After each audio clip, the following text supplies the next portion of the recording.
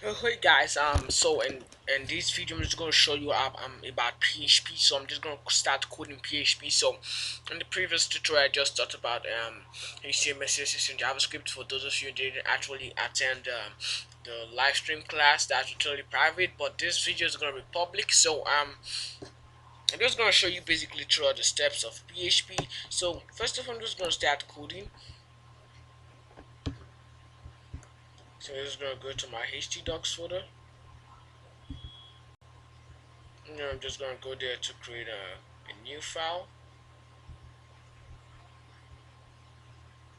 and just call this file learning. I actually think I have a file here. So I'm actually using this index.php, so I'm just going to go over to my subline text and open up a folder.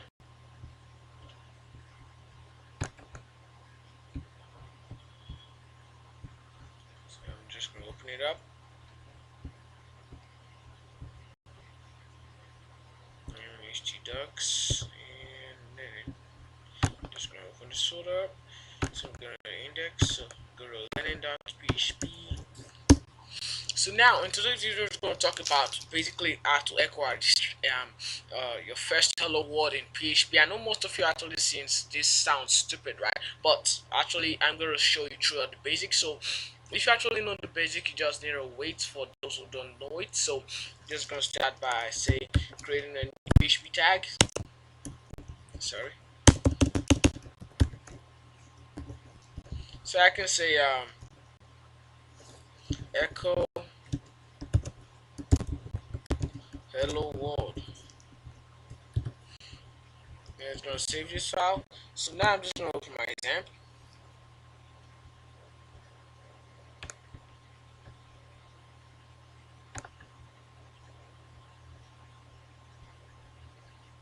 So I'm just gonna wait for some little while. Actually, it takes some time to boot. It actually comes up now. That's the Apache and MySQL. So for those of you that don't really know where to download XAMPP, or you're confused about what is XAMPP, so the XAMPP is actually a server for running PHP files. So if you might be confused of where to download it, you can just go to XAMPP download. Let's see. Yeah, that's correct.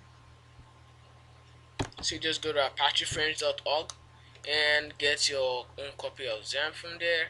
And so you can see I'm using Windows, so you can just download from Windows. Also, so it's also for Linux and Mac OS. So you can just go back to my file, then call a local host. So actually, when you're using XAMPP, it's actually localhost, but I don't know about WAMP, whichever server you're using, but just make sure your coding corresponds to what I'm doing. So just gonna call it localhost, and the name of the folder which actually learning and learning.php. So you can see it's so hello world. So it's so easy to use. So I'm just gonna go back to my page, and I was gonna say I can totally use print. So I'm gonna say print hello world.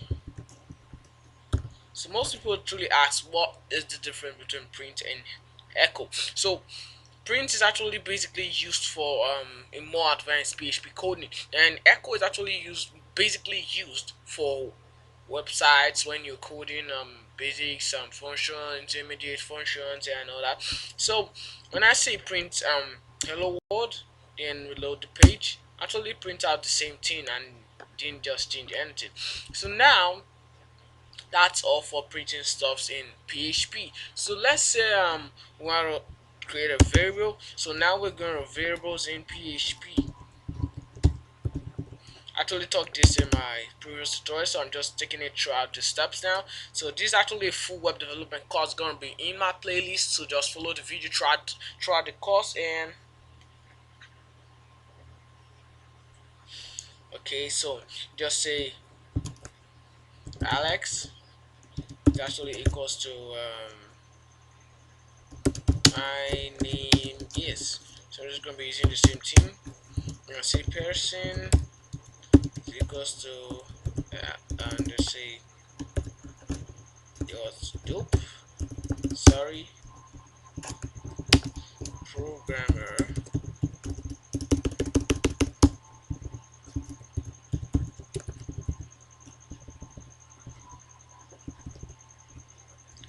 Okay.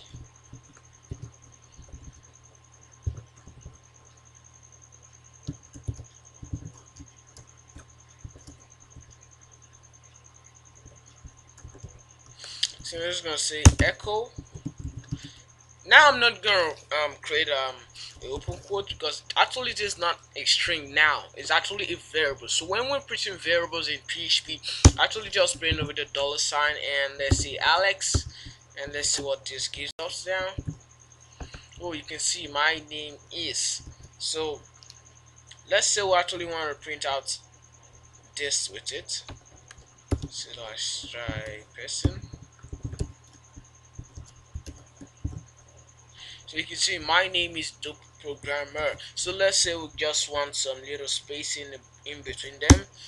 I'm just gonna give it two dots and makes this double quote in the center, then give it a gate space. Then just reload it.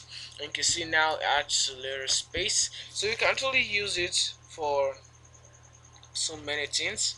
And let's say just delete this.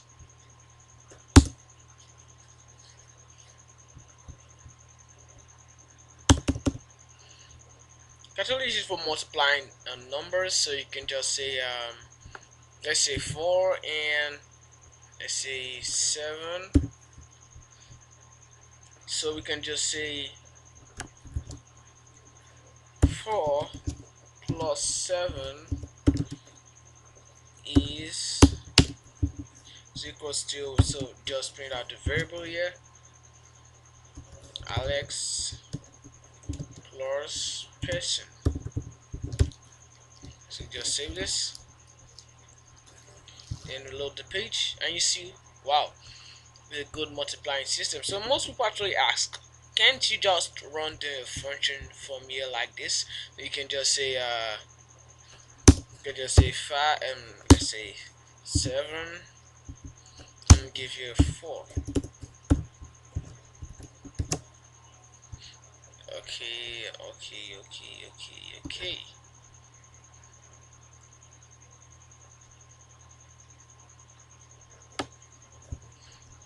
Since there's a little bit error here, so just cancel it out, then save it and run the code. So you see it actually run the same way, but variables actually lets you run the code multiple times without having to repeat the code. So actually, let's say we're going to print this like 100 times in different places. So just say Alex.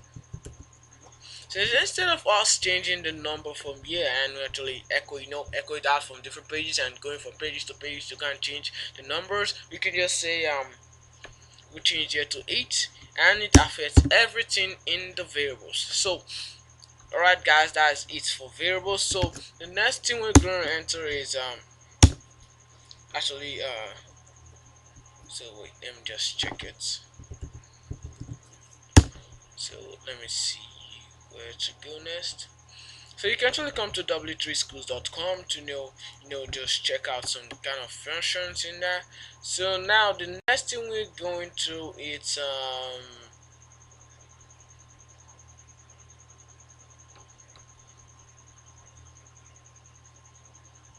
let's say we're going for constants. Okay, okay. So now we're gonna be using a conditional statement. So sorry guys. So just go back to my. So now I'm just gonna say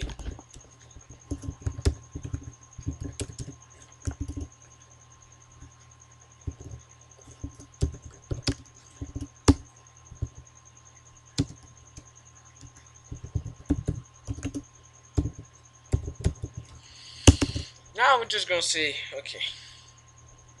Now let's say we're declaring a variable called x. So is equals to 5 and we say variable y is equals to 9. Then we can say if. So this is actually an easy way to call a conditional statement in PHP. So we could just say if, let's say if x is greater than 6, which we actually know it's not. Just a little echo at something for us. You can just say echo it's true, but when it's not, we just say else echo it's not sorry,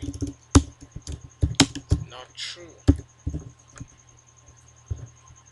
Sorry with my English. You can just say it's not true. So when we save this file and go back to our localhost, so you can see, yeah, it's not true. So let's say we increase this to 6, and let's see, it's not true because it's actually in basic the same function. So assuming we say if it's actually equals to 6, so you see it's true. But now we're just saying if it's greater than 6, and we just say, let's say we make this 10 and save this, sorry, save this, and you see it's true. So we can actually create a function here and say if x plus y, variable y, is equals to 19, let's say it's equals to 20, just save this, load it. You see it's not true because when you actually multiply our first variable, which is 10, and variable 9 is actually going to print 19, and here we wrote 20. So we just say if x plus y is equals to 20, let's say it's true, and if not, let's say it's not true. So let's say we turn this to 19 and run the code again. So you see it's true. You can totally run a conditional statement so in so many places. Let's say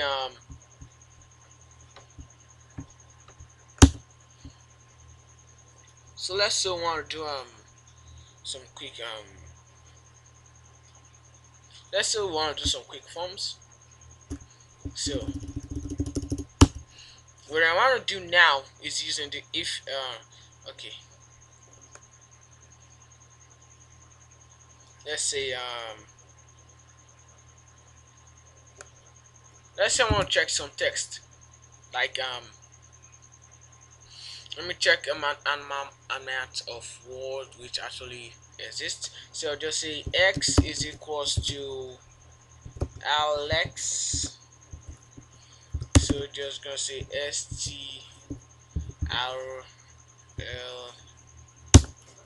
of x.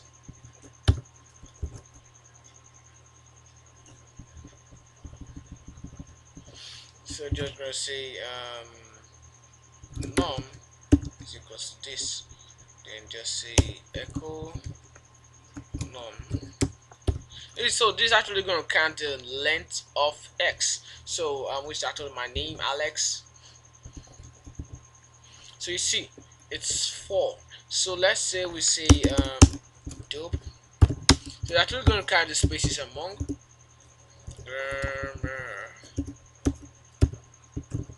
So let's say str length of length. So we're going to say if. So you see now, let's just count this together. Let's say 1, 2, 3, 4. Okay, 1, 2, 3, 4, 5, 6, 7, 8, 9, 10, 11, 12, 13, 14, 15. Let's say if num is equals to 15, let's echo correct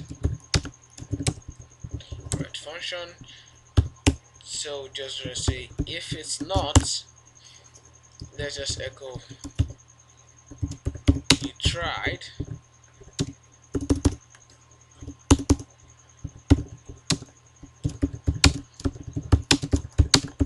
And just say keep it up. Just save this file and reload. You see current function because actually this file, this actual length here is actually equals to, the real number of length we actually called it. So sorry guys for the big screen. So let's say if it's equals to 17, let's see what's going to show us. Now the SQL length knows that it's actually not up to 17, so it's going to say you tried but just keep it up. So that's actually a way to use